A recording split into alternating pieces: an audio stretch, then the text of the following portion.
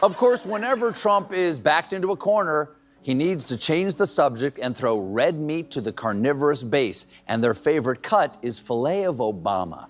Here's Trump earlier today being asked about the ongoing Epstein scandal.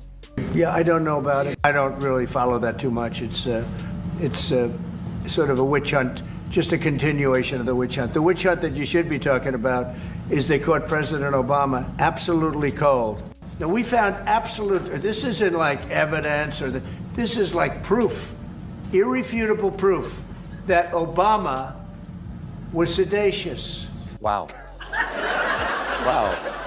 I mean, it takes extraordinary confidence to call a former president sedacious, because that is not a word. It's just frightening. We're living in a frightening time. The stewardship of the nation has been thrown away to somebody who doesn't have a clue as to what that means. Mm-hmm. And unfortunately, we have somebody who I feel doesn't have a grasp of the deep meaning of what it means to be an American. When Stephen Colbert and Bruce Springsteen team up to roast President Donald Trump, it isn't just comedy, it's demolition with rhythm. Colbert brings the surgical wit of late-night satire, while Springsteen strums the chords of Americana to soundtrack the takedown. Together, they paint Trump as a leader trapped between carnival barker and Broadway understudy, obsessed with applause but terrified of critique.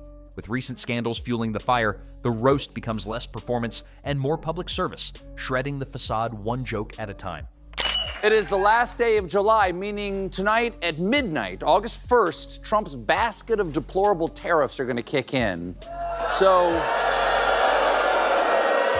this is Tariff Eve, okay? Don't forget to leave out a Diet Coke and a plate of nuggets for jolly old Saint Prick. I think what we're dealing with right now, and that is unique in our history, is that an entire political party has proven itself willing to lie about that history and what's taking place for their own political gain, and has preyed on the weaknesses of a large part of our voters and our citizenry, and fears of a changing country, a changing America. If you're enjoying this video, please make sure to subscribe to the channel and hit the bell icon. Colbert wastes no time skewering Trump's never-ending hunger for attention, mocking how the president transforms every headline into a personal spotlight. Instead of handling policy, Colbert highlights how Trump fixates on petty rivalries, whether it's feuding with late-night hosts, ranting at journalists, or declaring war on corporations. For Colbert, the Oval Office resembles a production set where Trump plays the star, the director, and the audience all at once, endlessly clapping for his own performance while the nation waits for actual governance.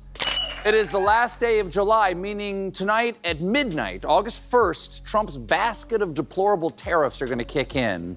So this is Tariff Eve, okay? Don't forget to leave out a Diet Coke and a plate of nuggets for jolly old Saint Prick.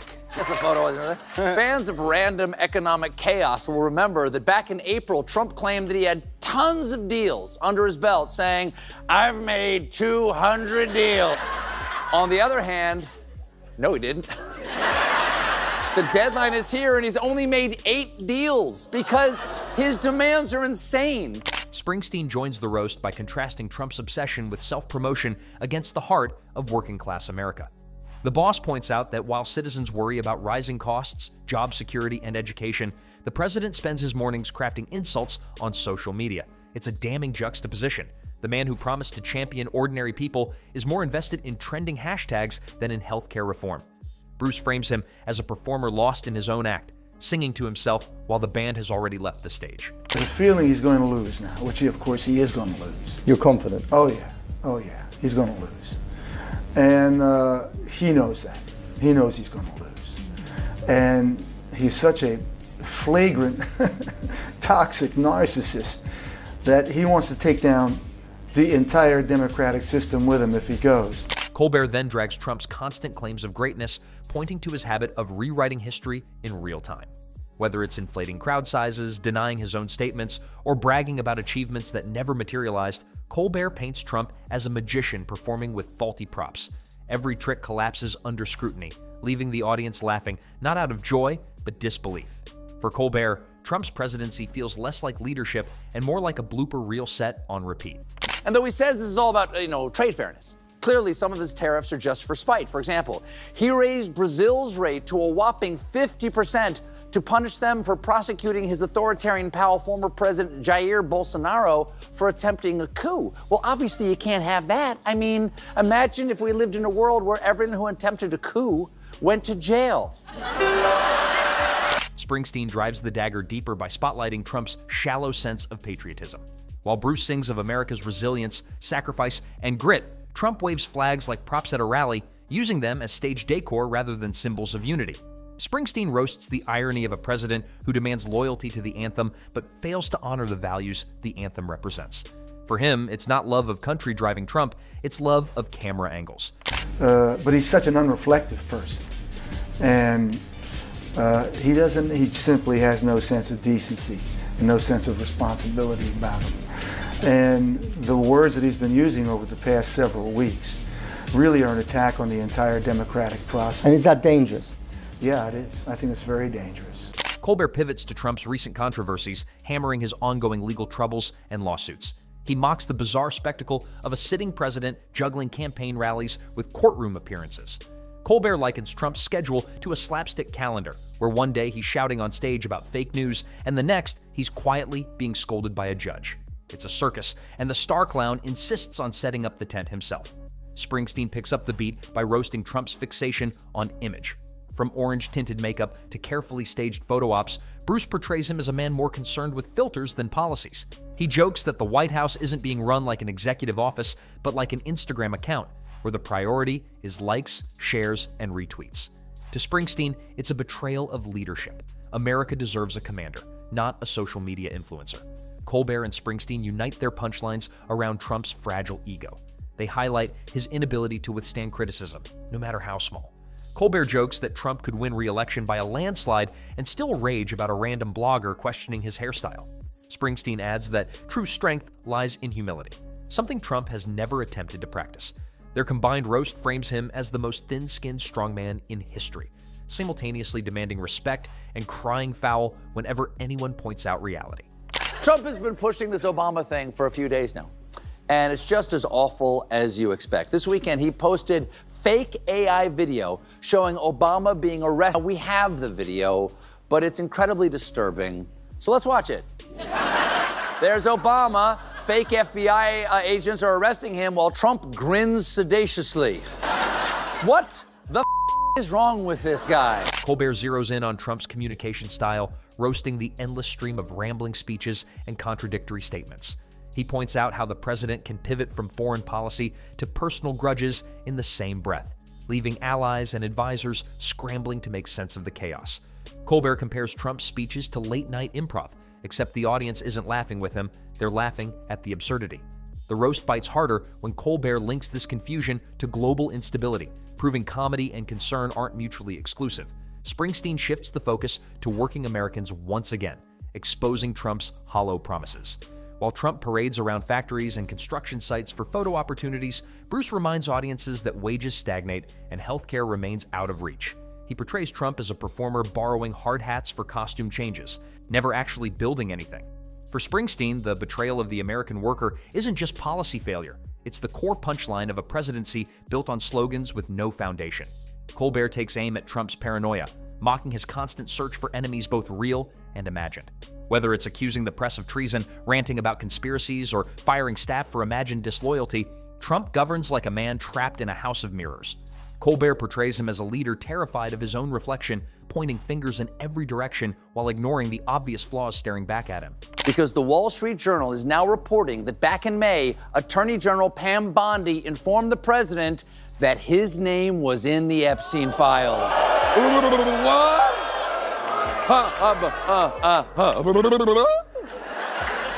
But he said he hardly knew the guy. He's in the file. Springsteen turns his guitar strings into a weapon, roasting Trump's attempts at cultural dominance. Bruce ridicules the president's obsession with celebrity endorsements, mocking how Trump brags about friendships with musicians and actors who want nothing to do with him. Springsteen delivers the sharpest jab when he frames Trump as a man desperate to stand beside legends while never realizing he's become a parody of one. The boss doesn't need to exaggerate, the absurdity is self-evident.